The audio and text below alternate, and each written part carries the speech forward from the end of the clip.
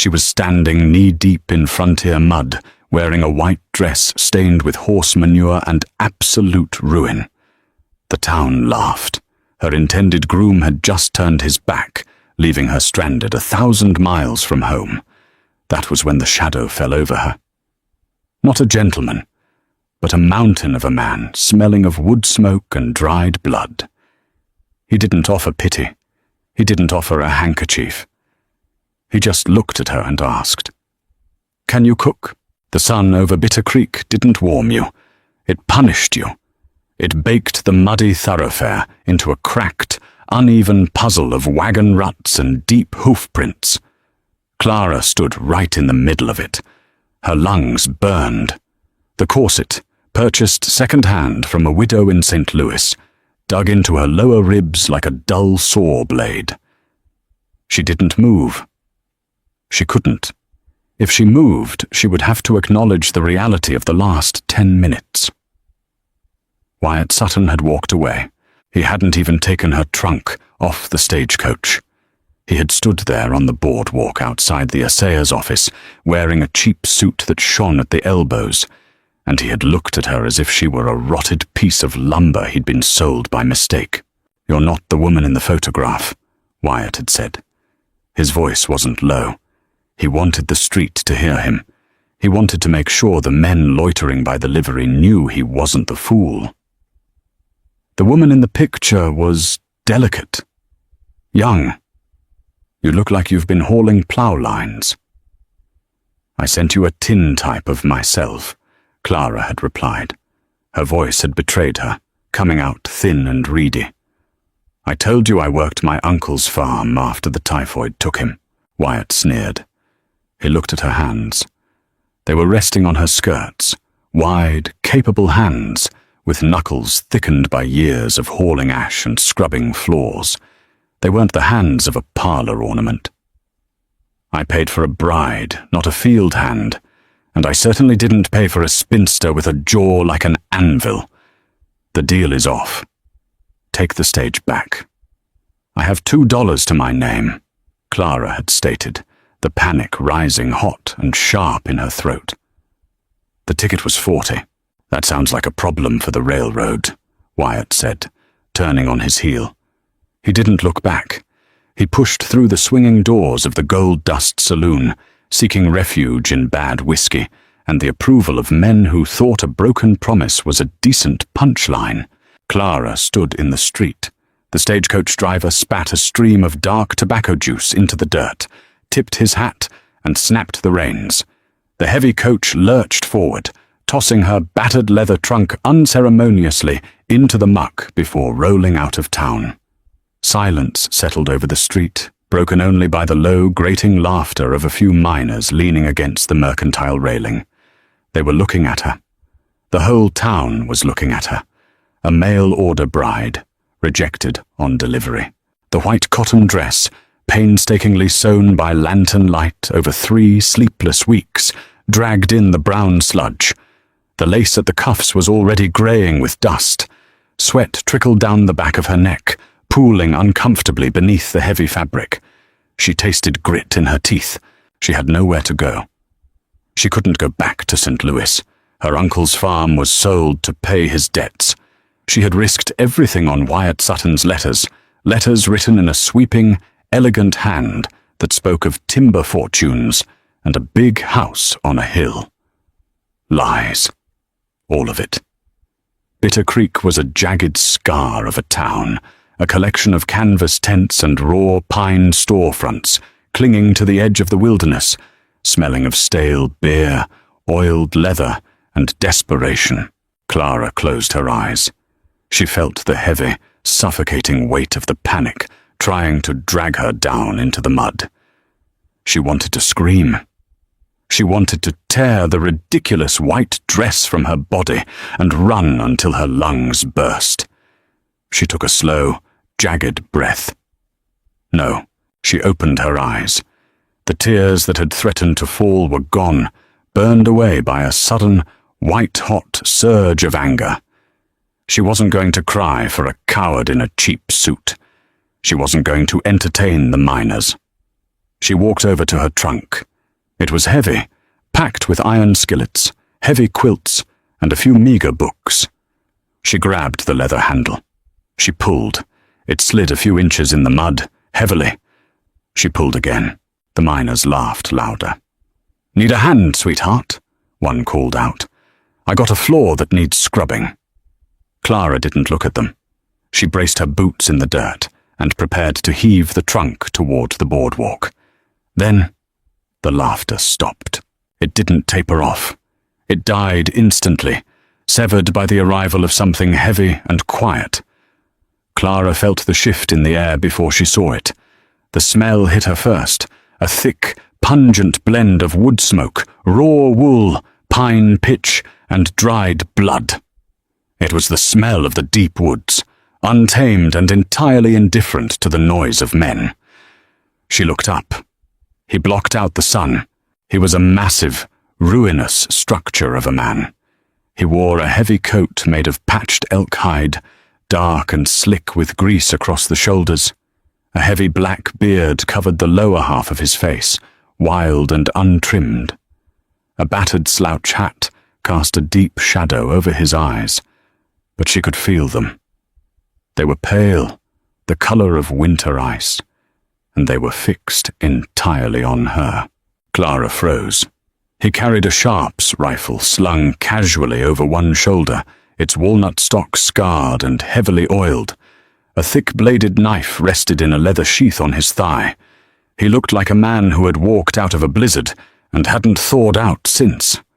The men on the boardwalk had gone entirely still. Nobody moved. Nobody spoke. The giant stepped off the boardwalk. His boots sank into the mud, but he didn't seem to notice. He stopped 2 feet from her trunk. He looked down at it. Then he looked at her. He studied the dirt on her face, the sweat plastering her hair to her forehead, the rigid line of her shoulders. He didn't look at the dress. He looked at her hands. "You're stranded," he said. His voice was a low, gravelly rumble. It sounded out of practice, like a heavy door grating on rusted hinges. Clara's chin lifted a fraction. "That is my business. It's town business now. They're making sport of you." He didn't look at the men on the boardwalk, but Clara saw them flinch anyway. "I can handle myself," she said, her voice tight. "With $2. He had heard the exchange. "A night at the boarding house costs $3. A meal is 50 cents. By tomorrow noon, you'll be sweeping the saloon floor for table scraps." The blunt cruelty of his words hit her like a physical blow. It was true. Every word was true. But hearing it spoken so plainly stripped away the last of her pride. She glared at him, her chest heaving against the tight constraints of the corset. "What do you want?" she snapped. "If you've come to mock me, get in line." The big man shifted his weight. He didn't smile. He just stared at her with those pale, calculating eyes. Jeb Lawson hated Bitter Creek. He only came down from the high ridges twice a year to trade his pelts for powder, salt, and flour. The town was loud, crowded, and stank of unwashed men and cheap perfume. He usually got his supplies and left before noon, but he had watched the scene outside the assayer's office. He had seen the slick clerk humiliate the woman. More importantly, he had watched the woman. She hadn't crumbled. She hadn't wept. She had gotten angry, and then she had gone for her trunk. She had survival in her. Jeb needed a partner. The winter coming was going to be brutal.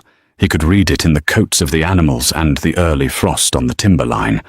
Running a trap line 60 miles long meant he was gone for days. If he broke a leg, if a grizzly got the drop on him, the fire would go out. The meat would rot. The cabin would freeze. He needed someone to tend the fire, smoke the meat, and guard the supplies. He didn't need a wife. He needed a second pair of hands. He looked at her rigid jaw. "Can you cook?" he asked. Clara blinked. The question was so absurd so disconnected from the humiliation of the moment that for a second she thought she had misheard him. "What? Can you cook?" It wasn't a question this time. It was a demand for an inventory of her skills. "I don't mean tea cakes and preserves. I mean tough meat, beans, bread from a sourdough starter." Clara stared at him. The sheer pragmatism of the man cut through her panic. He wasn't looking for a parlor girl. He was looking for a worker. "I can gut and pan-fry a trout in 10 minutes, she said, her voice hard. "I can bake hardtack. I can stretch a sack of flour for a month, and I can butcher a hog if I have a sharp enough knife." She took a step toward him, the hem of her ruined white dress dragging in the filth. "And I don't complain when it rains." Jeb studied her face for a long, silent moment. He was weighing her words, looking for the lie. He found none. He nodded once. "I'm Jeb Lawson. My cabin is 2 days' ride up the ridge. It's cold. It's isolated. You won't see another human being until the spring thaw. You keep the fire, cook the meals, mend the gear. I hunt, run the lines, bring in the meat." He paused. "I won't lay a hand on you. It's a business arrangement. Come spring, I'll pay you $50 and bring you back to town. You can buy a ticket anywhere you want." Clara's heart hammered against her ribs. 2 days into the wilderness with a man who looked like he could snap her neck with one hand. It was madness. It was dangerous. But $50 was freedom. $50 was a new life in San Francisco or Denver. And looking at the cold, hard lines of his face, she realized something strange. She believed him. He didn't look at her with the greasy, assessing gaze of the men at the saloon. He looked at her the way he looked at his rifle. As a tool. Useful. Necessary. She looked back at the assayer's office. She looked at the laughing men. "I'm Clara," she said. Jeb reached down and grabbed the thick leather handle of her trunk. He didn't grunt. He didn't strain. He lifted the heavy chest with one arm, hoisting it onto his massive shoulder as if it were filled with feathers. "Follow me, Clara," he said, and turned his back on the town. They left Bitter Creek within the hour. Jeb didn't waste time. He tied her trunk onto the back of a sullen, heavy-boned pack mule, then pointed to a grey mare saddled nearby. It was a Western saddle, built for work, not the side saddle she had learned on back in Missouri. Clara stood by the horse. The white dress was heavy and restrictive. She couldn't throw her leg over the saddle horn in it. Jeb stood a few paces away, adjusting the cinch on his massive roan gelding. He didn't offer to help. He watched her from the corner of his eye, waiting to see what she would do. Clara looked down at the mud-stained fabric. She grabbed the heavy seam at the hemline. She pulled hard.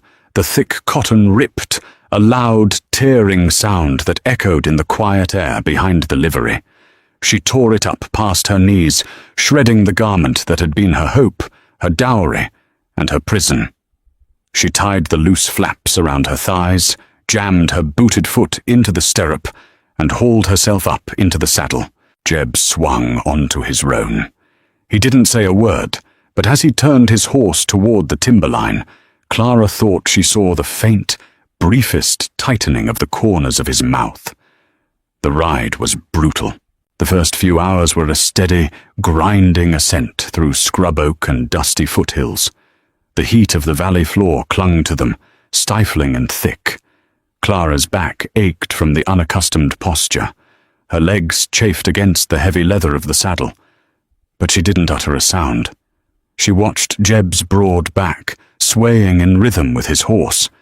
He rode with an easy, fluid grace that belied his massive size. He rarely looked back, assuming she was following. By late afternoon, the geography shifted violently. The scrub oak gave way to towering lodgepole pines and dark, heavy spruce. The air thinned, growing crisp and sharp, pulling at Clara's lungs. The dust turned to damp, black earth and the scent of decaying needles. With the altitude came the cold. It didn't creep in. It arrived with the setting sun, dropping down from the high peaks like a heavy curtain. Clara shivered. Her ripped cotton dress offered zero protection against the biting mountain wind. She wrapped her arms around herself, her teeth chattering so hard her jaw ached. Jeb stopped his horse. He dismounted, walking back to his pack mule. He dug into a tightly bound roll of canvas and pulled out a heavy, foul-smelling blanket made of wolf fur. He walked over to Clara's mare and threw it over her shoulders. It weighed 10 pounds and smelled like animal grease and old smoke. It was the warmest thing she had ever felt. "Keep it tight around your neck," he said, his voice flat. "Wind gets worse above the ridge." He didn't wait for a thank you. He remounted, and they kept moving. They camped that night in a shallow depression beneath an overhang of granite. Jeb worked with an efficiency that was mesmerizing. Within 10 minutes, he had the horses hobbled, a fire blazing from dry deadfall, and a battered iron pot of coffee boiling over the coals. He tossed her a piece of hard jerky and a tin cup of the blackest, bitterest coffee she had ever tasted. It burned all the way down, driving the chill from her bones. They ate in total silence. The darkness beyond the firelight was absolute, pressing in against them, alive with the rustle of wind and the distant, lonely crack of a shifting glacier. Clara pulled the fur blanket tighter. She was exhausted, battered, and terrified. Yet, looking at the silent giant across the fire, meticulously cleaning his rifle, she felt a strange, absurd sense of safety. He was a part of this brutal landscape. And right now, she belonged to him. The second day was a vertical climb. The trail disappeared, replaced by treacherous, rock-strewn deer paths winding along sheer drop-offs. Clara stopped looking down. She kept her eyes fixed on the tail of Jeb's roan. The air grew so thin she had to gasp for breath. Her muscles screamed in protest. Just as the sun began to dip behind the jagged peaks, painting the sky in violent shades of bruised purple and blood red, they crested a final ridge. Jeb stopped. He pointed, nestled in a bowl of dark timber, backed against a sheer wall of granite, sat the cabin. It wasn't picturesque. It was a fortress of thick, unpeeled logs, chinked with mud and moss. A heavy stone chimney ran up one side.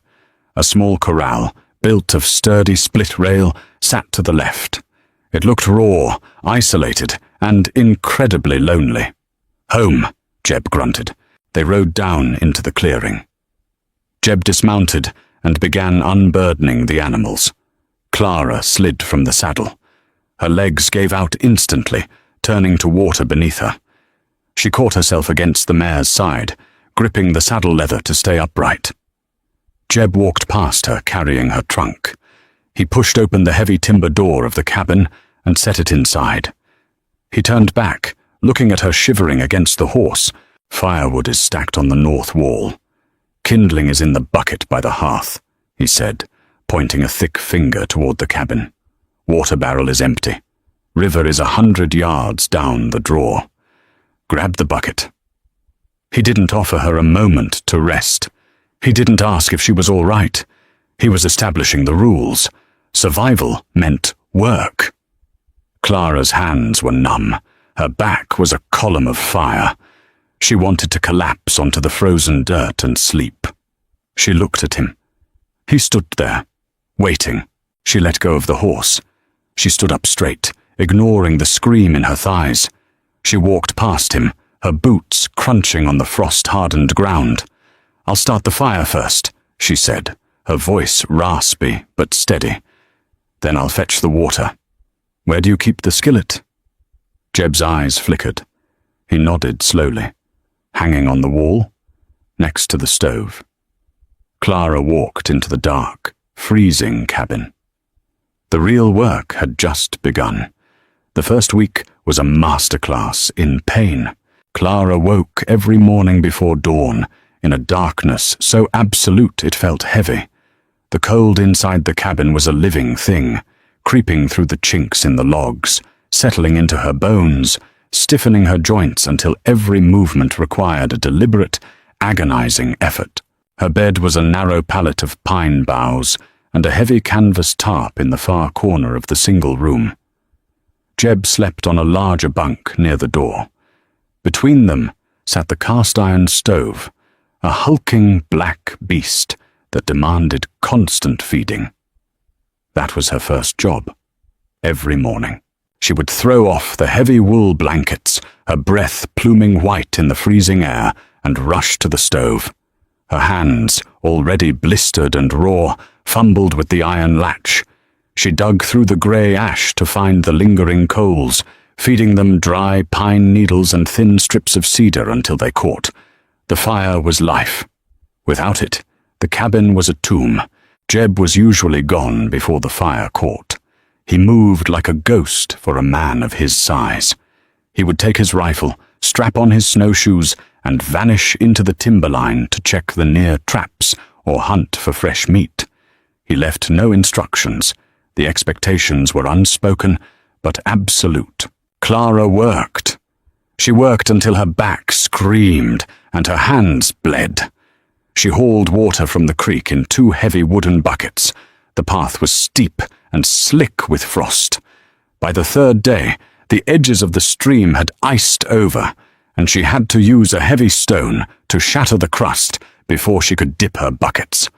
The water was so cold it burned her skin through her thin leather gloves.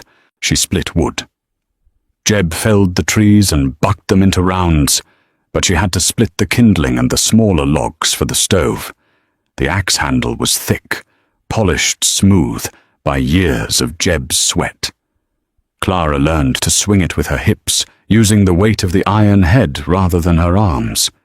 She missed often at first, jarring her shoulders so badly she had to bite her lip to keep from crying out. But by the end of the week, the rhythm took hold. Lift, drop, crack. She cooked. It was not the delicate baking of her youth. It was brute force culinary survival.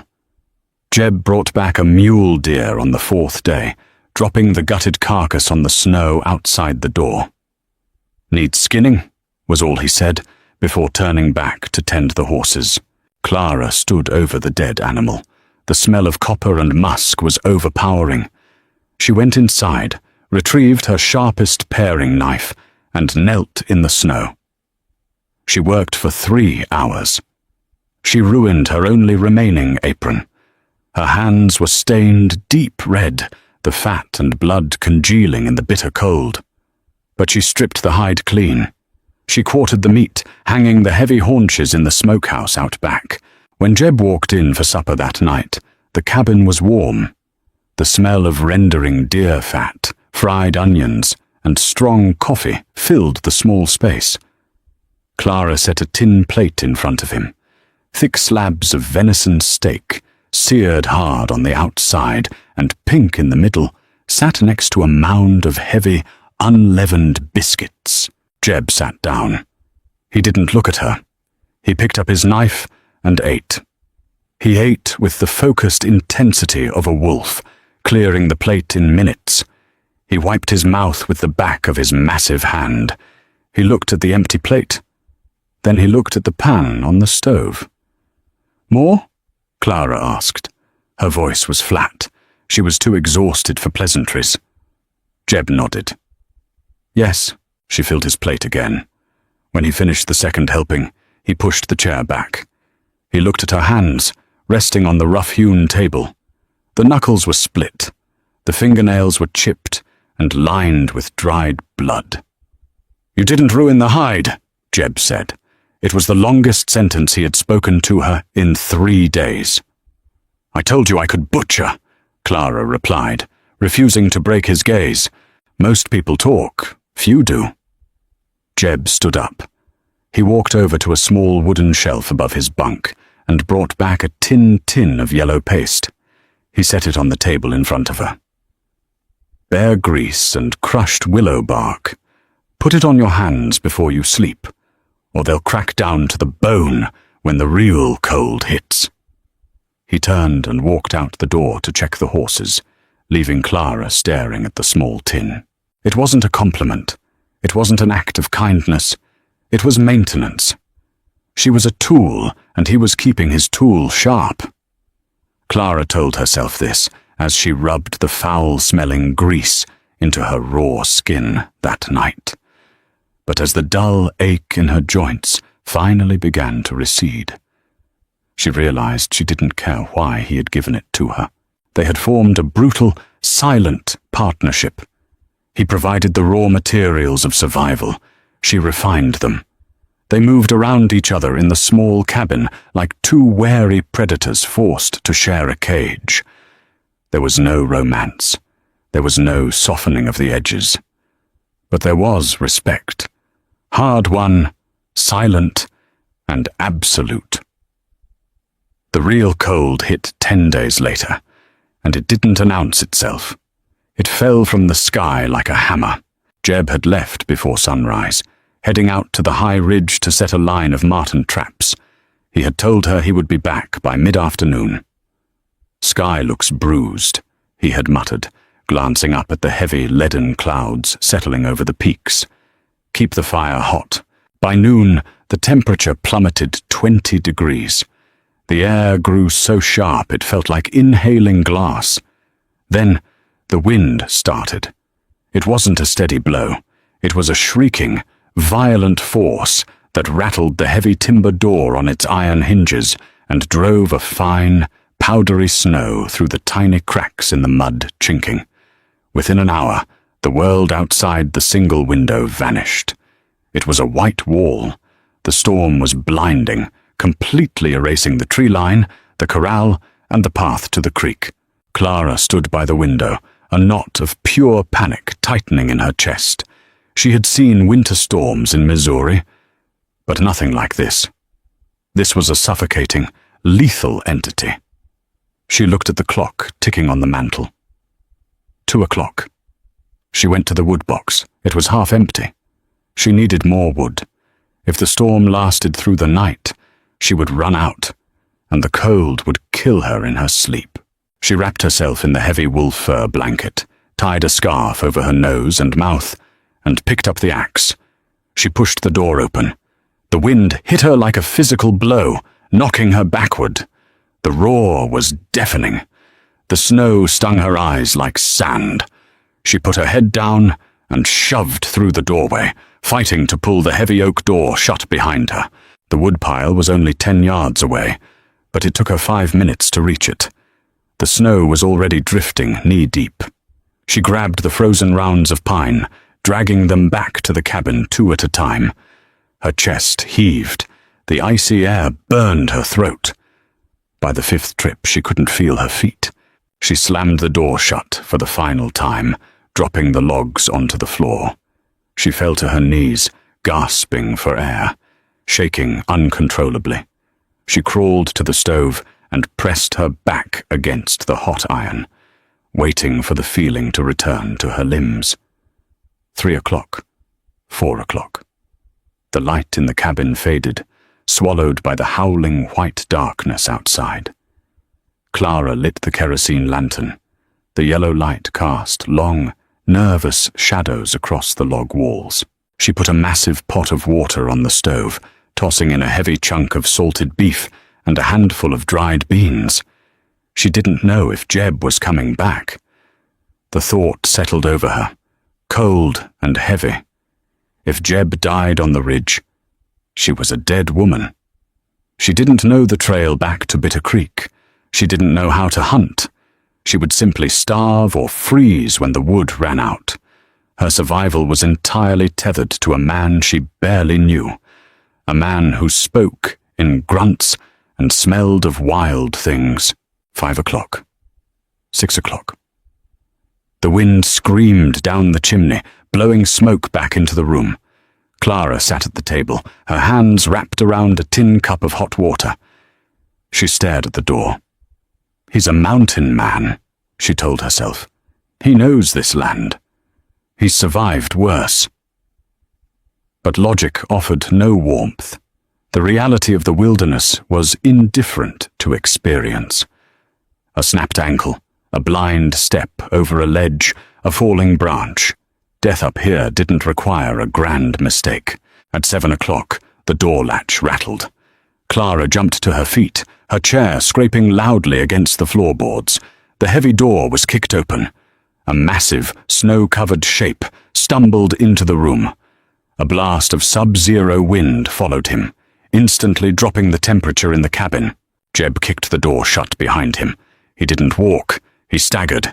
He leaned heavily against the wall, his chest heaving with deep, ragged gasps. He was covered from head to toe in thick, frozen crusts of ice. "Jeb," Clara said, stepping forward. He didn't answer. He dropped his rifle. It hit the floorboards with a heavy clatter. Then his knees buckled.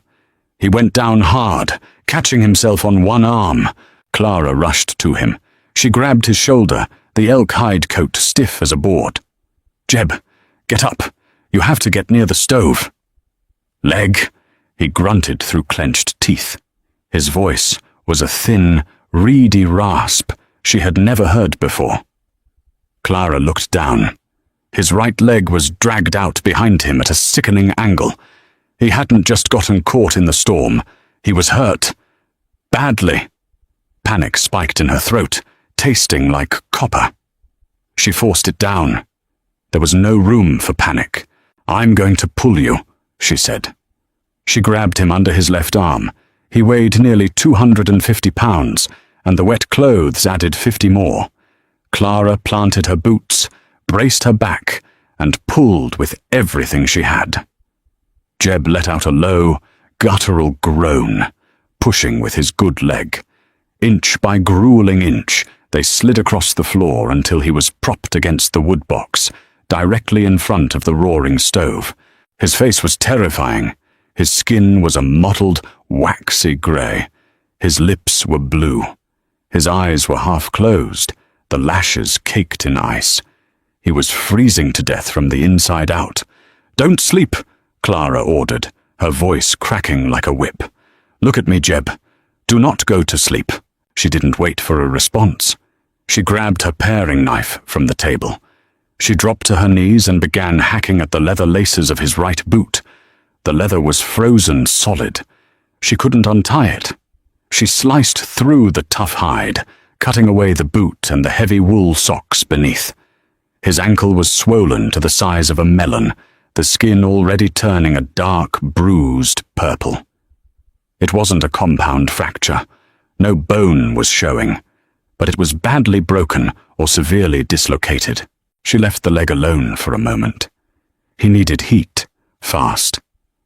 She ripped open the heavy horn buttons of his coat, peeling the stiff, frozen elk hide away from his chest. She stripped off his damp flannel shirt, exposing his chest. It was thick with muscle and dark hair, scarred from old knife wounds and animal claws. She ran to her bed, dragging her heavy wool blankets to the stove. She wrapped them tightly around his shoulders. Then she went to the stove. She grabbed the heavy iron pot of beef broth she had been boiling. She poured a measure into a tin cup. It was scalding hot. She knelt beside him, pressing the hot tin against his mouth. "Drink. Now." Jeb's eyes fluttered open. He looked at her. His gaze was cloudy, unfocused. He tried to lift his hand, but his fingers were curled into rigid claws. Clara didn't hesitate. She slid one arm behind his thick neck, supporting his head, and tilted the cup. "Swallow," she demanded. The hot broth spilled over his beard, but he managed to swallow.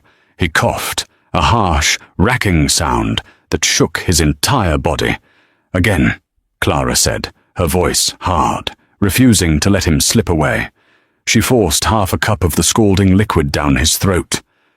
She rubbed his chest with her bare hands, trying to generate friction, trying to force the blood back to his vital organs. For 10 minutes, the only sounds in the cabin were the roaring wind outside, the crackle of the fire, and Jeb's ragged, struggling breath. Slowly, agonizingly, the waxy color began to recede from his face. A faint, blotchy red flush appeared on his cheeks. His breathing deepened, losing its frantic, shallow edge. He blinked, his pale eyes focusing on her face. He looked at her hands, pressing hard against his chest. He looked at the empty cup on the floor. He didn't say thank you. He didn't smile. "Fell in a ravine," he rasped, his voice barely a whisper. "Crawled the last 2 miles. Clara kept her hands on his chest, feeling the steady, powerful thud of his heart. She looked at his broken leg, then back at his face. "You're an idiot for going out in a bruised sky," she said, her voice shaking with a mixture of leftover adrenaline and profound relief. Jeb's jaw tightened. He let his head fall back against the woodbox, closing his eyes. $50 isn't enough, he muttered into the dark. "No," Clara said, pulling the blanket tighter around his shoulders. "It isn't." The storm battered the cabin for 3 days. Inside, the world shrank to the 6 feet of space between the roaring stove and the woodbox. Jeb didn't lose his leg, but he came closer to it than he would ever admit. The morning after he dragged himself through the door, the ankle was black. The swelling stretched his thick skin until it shone like oiled canvas. It wasn't just broken. The joint was dislocated, twisted inward at an angle that made Clara sick to her stomach. "It has to be pulled straight," Jeb told her. He was lying flat on his back on his bunk. The fever had started to creep in, flushing his skin beneath the heavy beard. He was chewing on a thick strip of leather he'd cut from an old bridle. "If it heals crooked, I'm crippled. A crippled man up here is a dead man." Clara stood at the foot of the bed. She had butchered livestock. She had seen horses break legs. She knew what pulling that joint meant. "Tell me what to do," she said. Her voice was terrifyingly calm. "Take the heel in your right hand. Grip the top of the foot with your left. You pull straight back. Don't twist. Just pull until you feel the cartilage pop back into the socket." He took a heavy breath, his chest rising high. "Do not stop when I scream." Clara nodded. She wiped her hands on her skirt. She stepped to the foot of the bed and took hold of his frozen, battered foot. His skin was burning hot. "Now," he grunted around the leather. Clara pulled. She braced her boots against the heavy timber frame of the bed and leaned her entire body weight backward. The resistance was immense. Thick muscle and tendon fought her, spasming violently against the unnatural tension. Jeb made a sound that wasn't human. It was a guttural, tearing roar that vibrated the floorboards. Clara shut her eyes, but she didn't let go. She pulled harder, her shoulders screaming, her fingers digging mercilessly into his bruised flesh. She felt a sickening grind, followed by a heavy, wet thud that vibrated up her forearms. The resistance vanished. Jeb collapsed back against the mattress, the leather falling from his slack jaw. He was unconscious before the echo of his shout faded from the cabin. Clara stood there for a long time, her hands shaking so violently she had to clench them into fists to make them stop. She bound the ankle with strips of canvas and 2 straight pieces of kindling. Then she went to the stove and fed the fire. The arrangement had changed. The provider was down. The survival of both of them now rested entirely on her shoulders. The next 6 weeks were a brutal education. The $50 Jeb had promised her felt like a joke. Money had no value here. The currency of the ridge was dry wood, clean water, and meat. The food stores dwindled fast. The salted beef ran out. The flour sacks sagged. Clara learned to stretch the dried beans, flavoring the thin broth with pine needles to ward off scurvy, a trick her uncle had taught her during the lean years in Missouri. But beans didn't provide enough heat. They needed fat. They needed meat. On the 4th week of the deep freeze, Jeb woke from a fever dream to find Clara standing by the door. She was wearing his spare elk-hide coat. It hung off her like a tent. In her hands, she held his heavy sharps rifle. "Put that down," he rasped. It was the strongest his voice had sounded in days, edged with genuine alarm. "It kicks like a mule. It'll break your collarbone if you don't seat it right." Clara didn't turn around. She was stuffing a handful of heavy brass cartridges into her pocket. "The flour is gone, Jeb. We are eating bark and bean water. You need protein to heal that bone. You don't know the woods. You'll get turned around. The snow covers the landmarks. I won't go far." She pulled the heavy slouch hat down over her ears. "I'll follow the creek bed. I can always follow the water back up." "Clara." She stopped with her hand on the iron latch. "Pull it tight into your shoulder," Jeb said, his voice dropping into a low, defeated rumble. "Aim lower than you think. The cold makes the air dense. Bullet drops faster." She nodded and stepped out into the blinding white. The cold was absolute. It bit through the heavy hide coat in seconds, stinging her thighs and numbing her cheeks. The silence of the winter woods was heavy, suffocating. Every crunch of her boots in the crusty snow sounded like a gunshot. She walked for an hour. Her lungs burned. Her arms ached from the sheer weight of the rifle. She saw nothing but dead timber and endless drifts. She was about to turn back, the crushing weight of failure pressing down on her, when she saw it. Movement. 70 yards down the draw, where the snow banked heavily against a stand of dead cedars. A young buck, ribs showing through its winter coat, was pawing desperately at the snow to reach the frozen moss beneath. Clara froze. The wind was blowing into her face. The deer hadn't smelled her. She slowly lowered herself to one knee, ignoring the biting cold seeping through her wool trousers. She brought the heavy walnut stock of the sharps up to her shoulder. It was too heavy to hold steady standing up. She rested her elbow on her knee, pulling the stock tight into her pocket, just as Jeb had said. She cocked the heavy hammer. The mechanical click sounded deafening in the silence. The buck's head snapped up. Clara held her breath.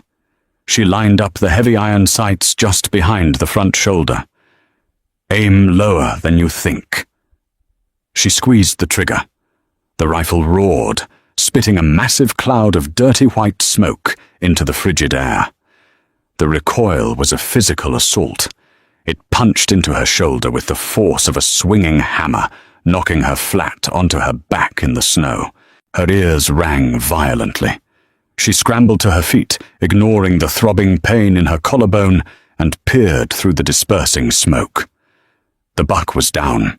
It took her 3 hours to drag the carcass back to the cabin. She used a makeshift sled of pine branches and the rope from her trunk.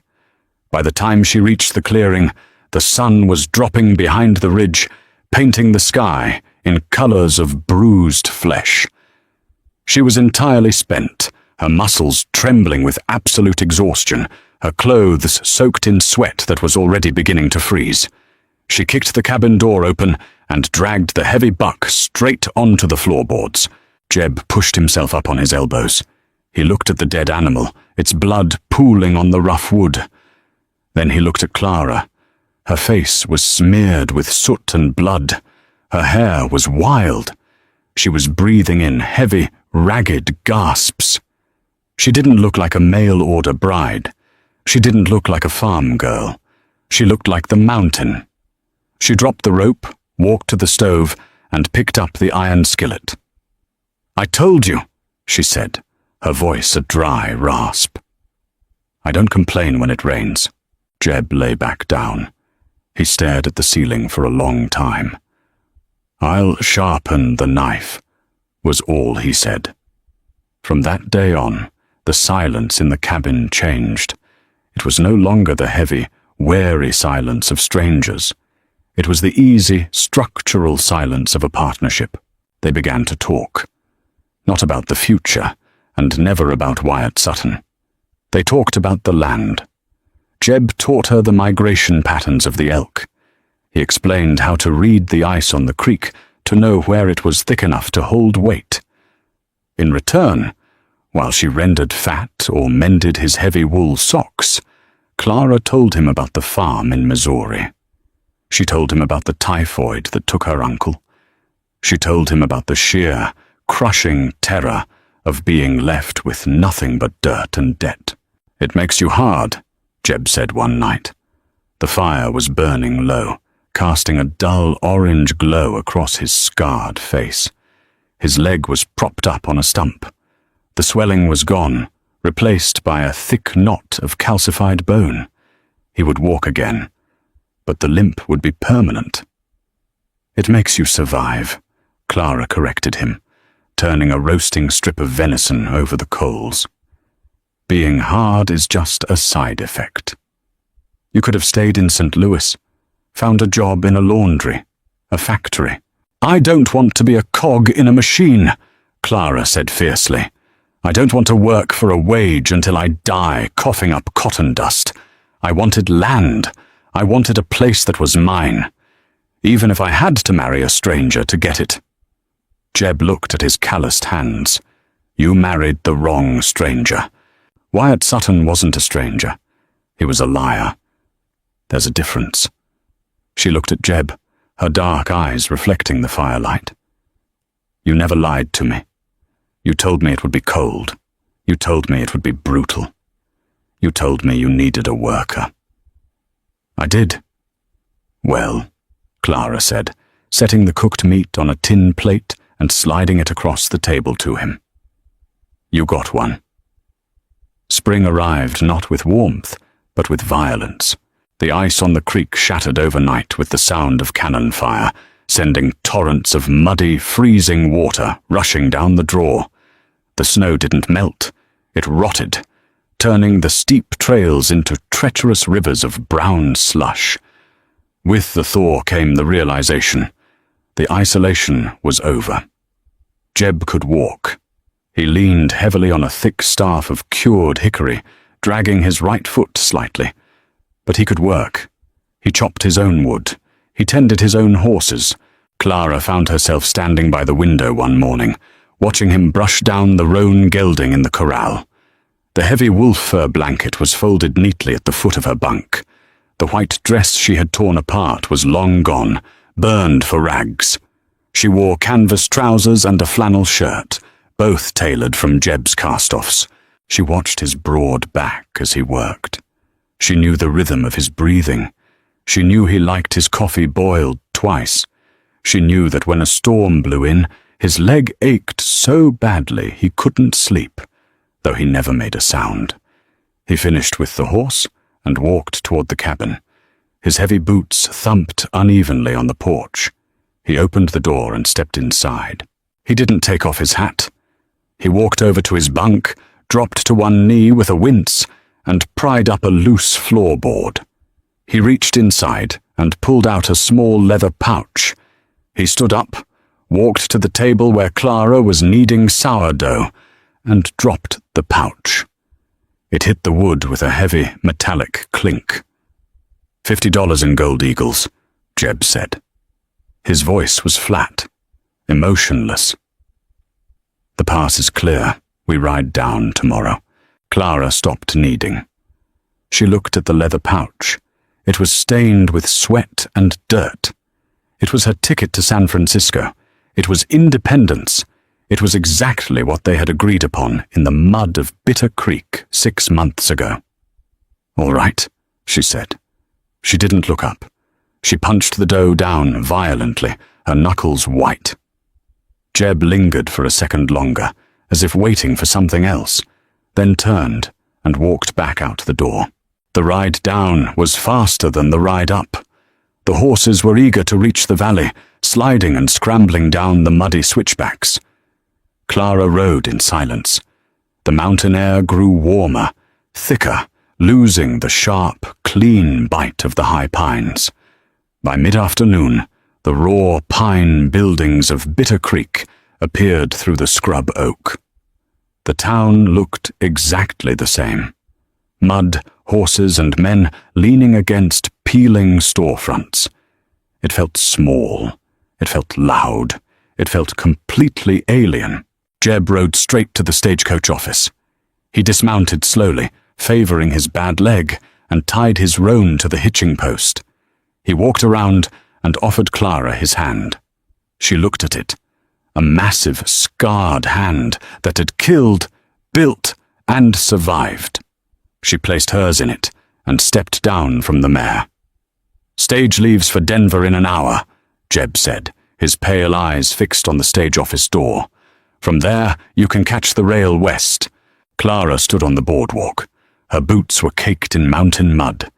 She carried the leather trunk in one hand, the leather pouch of gold in her pocket.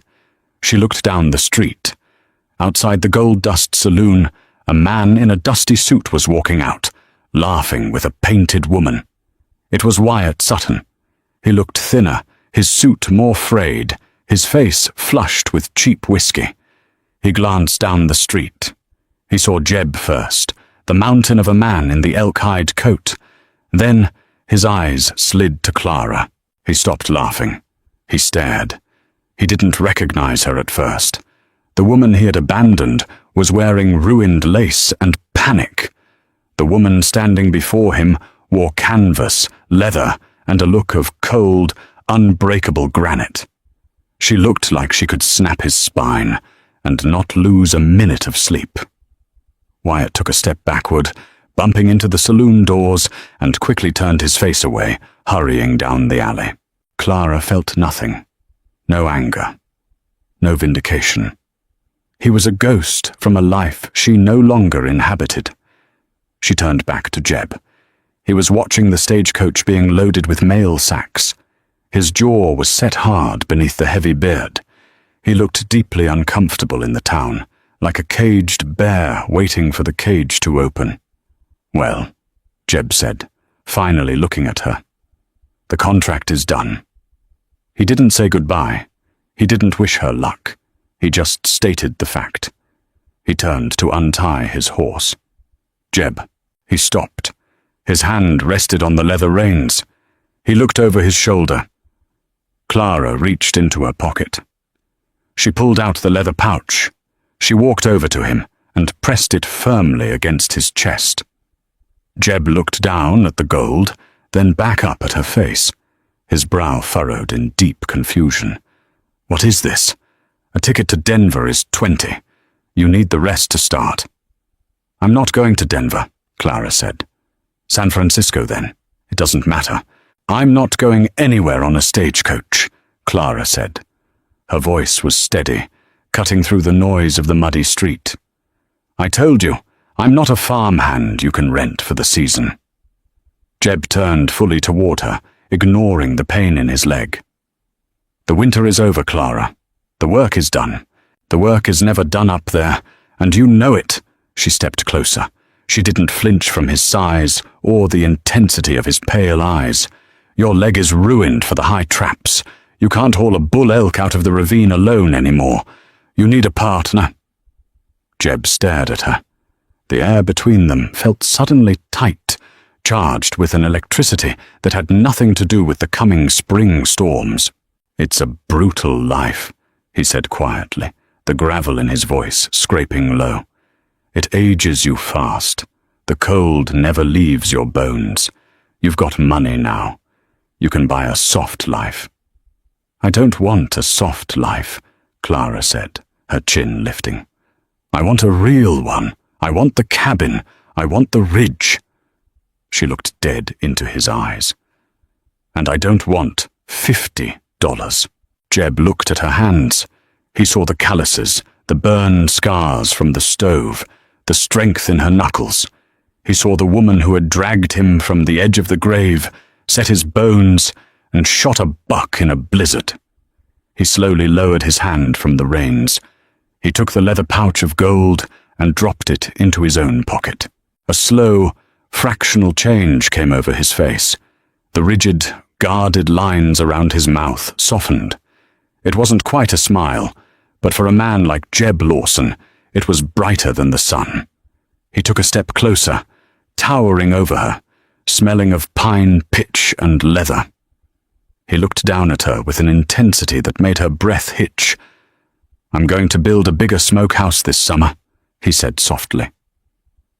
"You'll need help lifting the beams," she replied, without missing a beat. Jeb nodded slowly. The stagecoach driver cracked his whip, the heavy wheels churning the mud as the coach rolled out of town toward Denver. Neither of them looked at it. Jeb reached out. He didn't grab her arm or shake her hand. He gently rested his massive, calloused palm against the side of her face. His thumb brushed a streak of dust from her cheekbone. It was the first time he had touched her with anything but raw necessity. His hand was warm, heavy, and incredibly gentle. "Can you build?" he asked, his voice a low rumble just for her. Clara leaned into his palm, a fierce, genuine smile breaking across her face for the first time in 6 months. "I can," she said. "Show me the timber."